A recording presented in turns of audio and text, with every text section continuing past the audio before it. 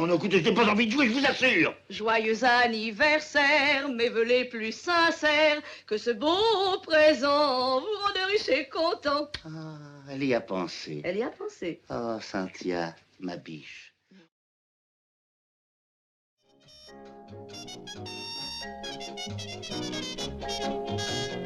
C'est moi, c'est Lola, celle qui rit à tout propos, celle qui dit l'amour c'est beau, celle qui plaise sans plaisanter, reçoit sans les dédommager les hommages désommagés, les bravos des braves gars, les hurrahs, les viens avec moi.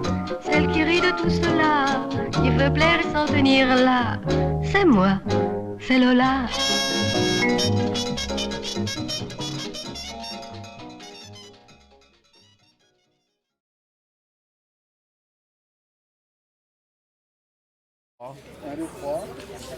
Vive le cinéma.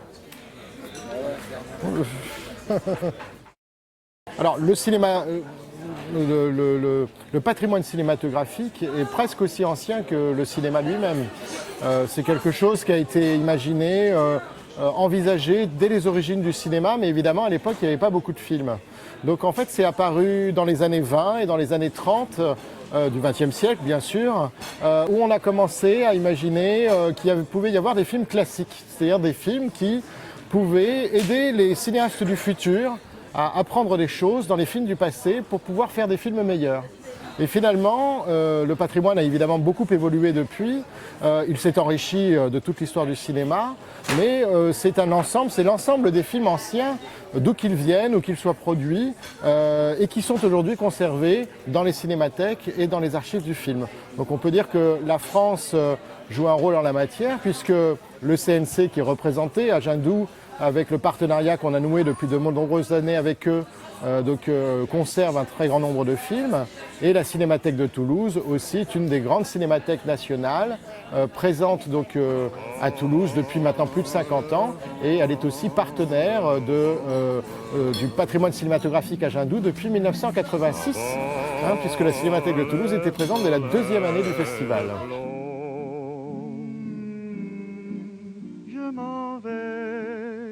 Cherchant d'autres horizons.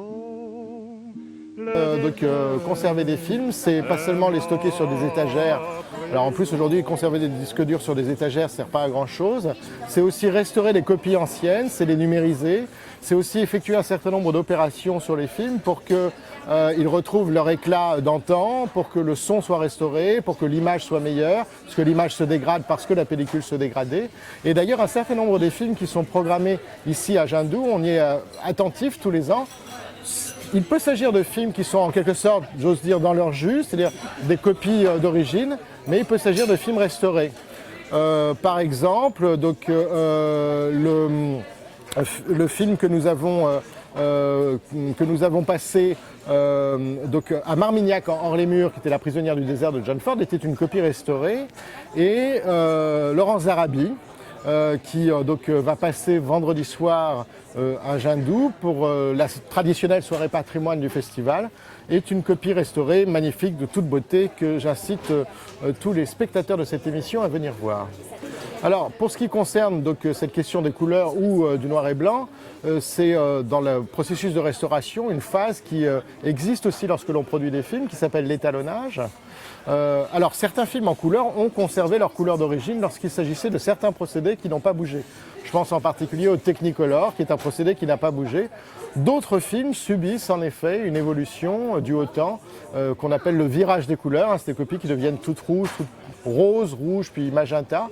Et là, il faut soit se référer à des éléments négatifs qui ont souvent conservé leur couleur d'origine, soit travailler, quand c'est encore possible, ça existe pour la restauration d'un certain nombre de films, avec le directeur de la photo, son assistant qui était présent sur le film et qui vient dans ce cas aider les restaurateurs à restituer les couleurs du film tel qu'il était au moment de sa sortie.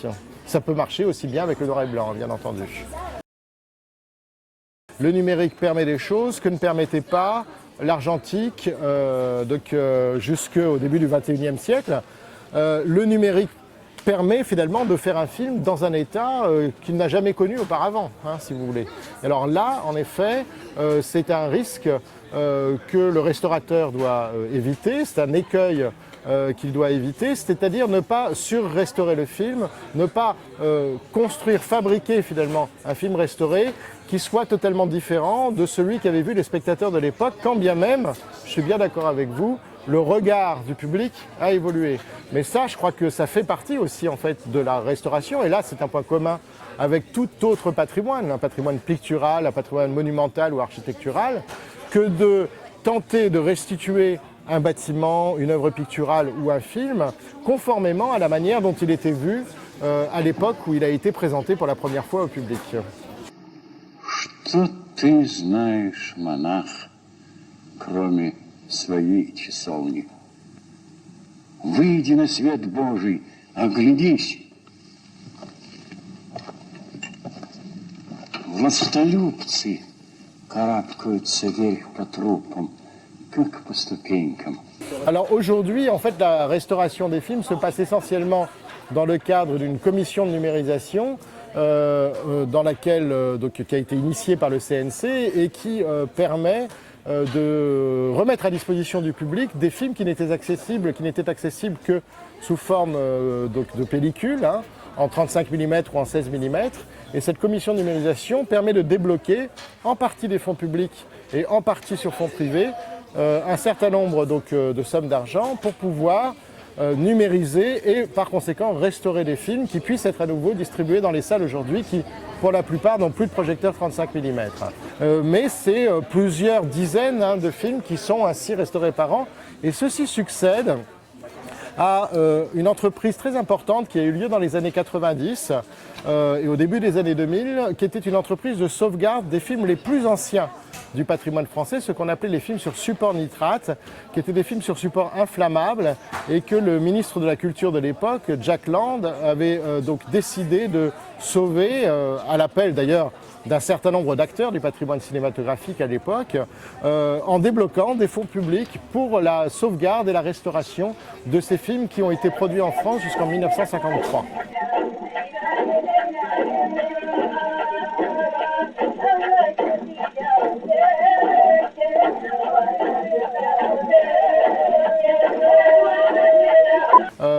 On peut considérer qu'on a presque, on dirait, une grosse moitié à 2/3 en fait, donc des films de l'époque muette qui ont été conservés, bien que beaucoup aient disparu. La situation n'est pas la même pour le cinéma américain, pour une raison bien simple, c'est qu'en France, dès les années 30, la Cinémathèque française a été créée, a joué ce rôle aussi, hein, alors tant bien que mal selon les années, mais de sauvegarde du cinéma français et du cinéma étranger d'ailleurs. Mais aux États-Unis, il n'y a pas eu de structure pour fédérer en fait cette conservation des films. Et du coup, le patrimoine cinématographique du muet est beaucoup plus lacunaire aux États-Unis qu'en France. Par exemple, on a passé, je reviens encore à John Ford, puisqu'on a passé La prisonnière du désert.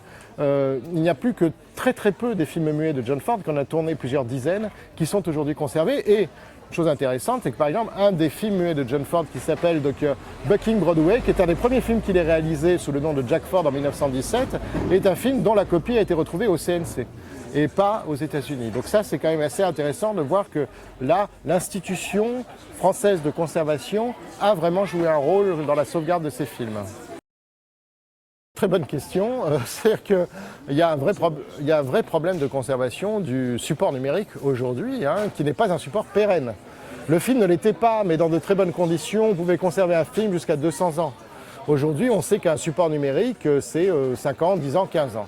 Donc en réalité, la seule solution qui existe aujourd'hui, c'est une solution de transfert sur des nouveaux supports régulièrement, qui restent des supports magnétiques, hein, ce sont des cassettes, de très grande capacité de stockage, de 4, 5, 6, 7, 8 téraoctets, et qui permettent de conserver sur un support magnétique des films, mais qu'il convient de transférer tous les 4 ou tous les 6 ans, ce qui induit évidemment des coûts de maintenance, de stockage, de maintenance d'appareils extrêmement élevés, beaucoup plus élevés en réalité que l'argentique.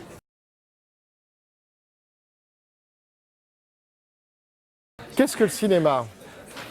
C'est à la fois un spectacle, une manière de réfléchir, de voir le monde et surtout, ne l'oublions jamais, un très grand plaisir.